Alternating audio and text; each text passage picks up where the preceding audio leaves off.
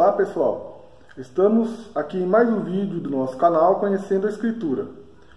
O nosso vídeo de hoje tem como título Usando o Nome de Deus em Vão. Vocês já ouviram falar do anátema de Deus? Para entendermos isso, o sentido da palavra anátema na Escritura Sagrada é maldição. Então a Bíblia vai nos trazer, toda vez que nós encontrarmos na Escritura a palavra anátema, o significado é maldição, tá pessoal? Vamos então falar sobre a maldição de Deus. Mas como será a maldição de Deus? Vamos aí ver como é. Como assim? Para compreender, vamos ler um texto que está em Isaías capítulo 34, versículo 5. Porque a minha espada se embriagou nos céus, eis que sobre Edom descerá, e é sobre o povo do meu anátema, para exercer juízo. Então, esse versículo fala que Deus vai exercer juízo sobre o povo do seu anátema, ou da sua maldição. Vamos entender no desenrolar do vídeo o que significa isso. O capítulo 34 do profeta Isaías pode estar sendo uma espécie de sentença dada por Deus através do profeta. Nesse texto, pode estar relatando os eventos futuros, inclusive o lago de fogo descrito em Apocalipse. Este capítulo fala muito sobre animais, e vamos tentar entender o seu significado. No início, Deus se mostra irado com os sacrifícios, e depois dá sentenças a animais, bois e touros selvagens, o que pode ligar a imagem até aqui dadas em nossos vídeos. Zagã, por exemplo, o ser número 51 da Goethe, está ligado ao texto de touros selvagens. Quem assistiu o nosso vídeo passado, nós citamos aí o rei Zagã da Goethe. Porém, outros animais aparecem no texto, algumas aves em destaque. Esse texto de Isaías 34 vai falar muito sobre pássaros.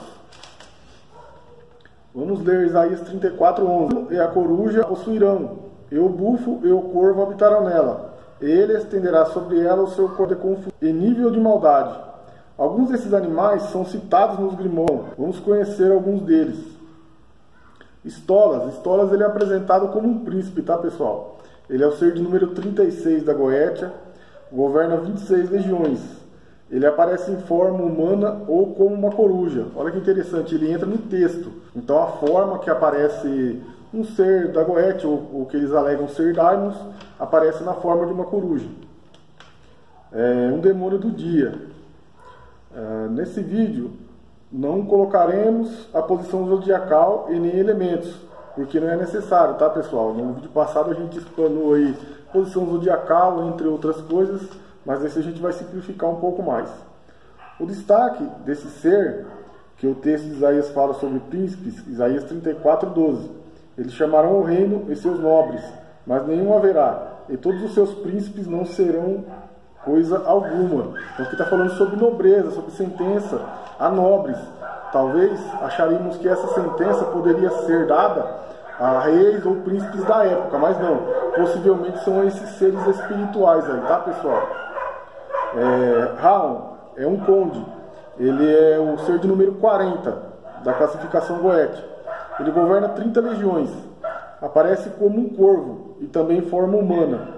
Ele é um demônio da noite. Vemos aí um corvo também na apresentação da Goethe. Mais um ser, Caim. Ele é um presidente. Ele é o ser de número 53, tá pessoal? Governa 30 legiões.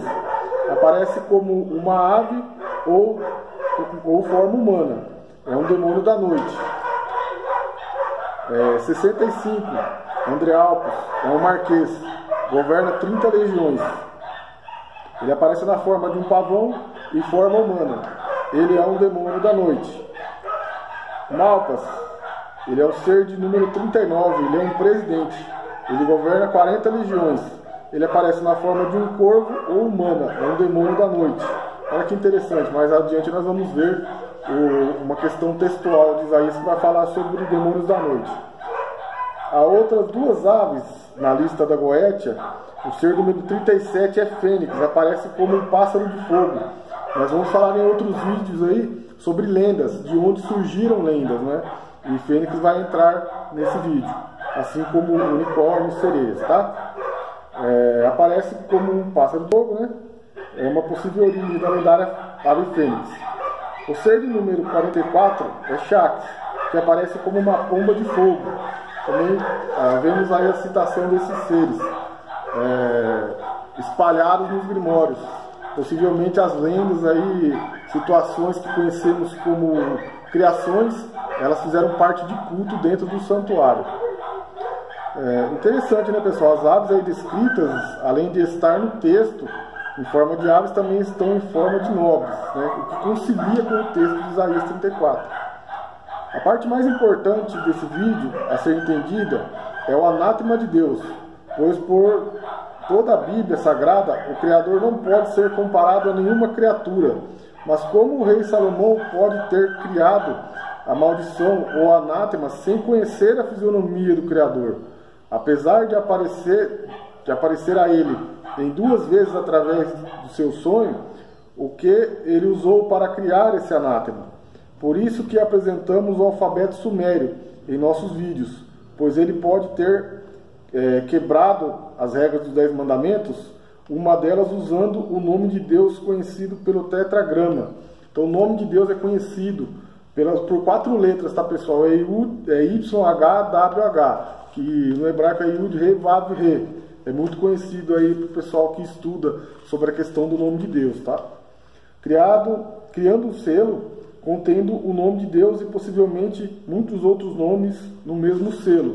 Então, possivelmente no selo, por ter variações ali de triângulos no alfabeto sumério, nós temos aí uma exposição no vídeo das abominações do santuário sobre o alfabeto sumério, já pensando em vídeos futuros para essa explicação.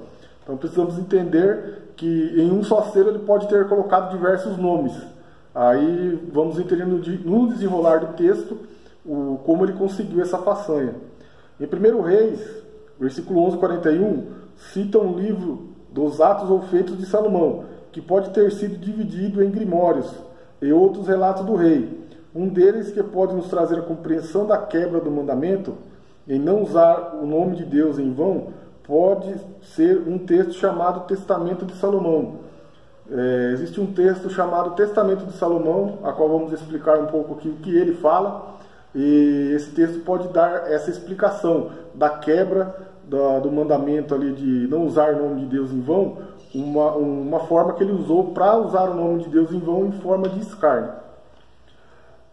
Pessoal, vale lembrar que esses textos eles são considerados de origem duvidosa, devido à sua datação, mas há uma possibilidade de ter acontecido com eles o mesmo que a Bíblia Sagrada, ser copiada de tempos em tempos, né? A Bíblia foi copiada de tempos em tempos. Existe a questão do Pentateuco ali, que era copiado pelos escribas, e tem toda a história bíblica. A situação dos grimórios pode ser similar, tá, pessoal? Vamos conhecer um pouco desse Testamento de Salomão. Para iniciar, vamos ler Apocalipse 13:6. E abriu a sua boca em blasfêmia contra Deus, para blasfemar do seu nome e do seu tabernáculo e dos que habitam no céu. Então há uma grande ira de Deus por causa da blasfêmia ao seu nome. No início do Testamento de Salomão, vai dizer que ele pede a Deus poder para controlar todos os demônios, por causa de um suposto rapaz que trabalhou na construção do templo e era roubado por um demônio por nome de Ornias. Segundo o relato deste texto, Salomão controla os demônios e eles o ajudam a construir o templo. O escárnio ao nome de Deus já começa aí, pois a Bíblia traz outra versão da construção. Então fica claro o escárnio no tabernáculo ou templo. Então esse testamento ele traz uma forma diferente, que o templo teria sido construído por demônios, completamente diferente do relato bíblico. Nós vamos dar algum diferencial da construção do templo em vídeos futuros, formas de encaixe das madeiras interiores do templo, nós vamos estar gravando para termos uma ideia de como teria sido a construção. Porque a alegação de serem construído, o templo ter sido construído por demônios, é o fato de não ter barulho no templo, barulho de ferramentas. Então se traz aí essa alegação, né? Então quem compilou esse texto conhecia a forma que o templo foi construído. Então possivelmente esse texto pode sim ter sido escrito pelo rei Salomão. O nome de Deus é escarnecido quando todo o texto, durante todo o texto, pois é dado a Salomão um anel, e ele usa o nome do Senhor para manipulação do mesmo. Então o nome do Senhor é escarnecido através de um anel. Segundo esse texto, Deus teria enviado um anel a Salomão para controlar demônios. Esse anel possuía uma pedra gravada e foi entregue a ele pelo arcanjo Miguel, onde provavelmente nessa frase há um escárnio ao arcanjo. Então, nesse testamento de Salomão tem um escárnio aí aos seres celestiais. Tem também a citação do arcanjo Uriel, né? Uriel não é mencionado na Escritura. Temos a citação de Miguel, temos a citação de Gabriel, mas segundo o texto do testamento de Salomão, Uriel aparece também no livro de Enoque, né, a qual temos citado, mas possivelmente esse testamento de Salomão ele traz um escárnio. Então Miguel ele é um ser que habita no céu, é um ser celestial. Então corrobora com todo o texto aí citado pela Bíblia Sagrada. Esse anel pode trazer diversas versões, pois a Bíblia fala sobre anel de selar, citando o rei Salatiel, algo usado pelos reis da época. Então o rei Salatiel é citado em um texto bíblico, sendo um rei fiel, e na época dos reis era comum, né, terem um anel para selar decretos, né? O anel deles serviam para assinar documentações. Também o selo pode ter sido colocado em uma coroa, em uma forma que é citada nos Grimórios do rei Salomão. É um ser chamado Ain. Por diversas passagens bíblicas, a questão da coroação de reis, e também fala sobre a coroa na testa da prostituta. Então possivelmente este selo, se é um selo de escárnio, foi colocado numa coroa.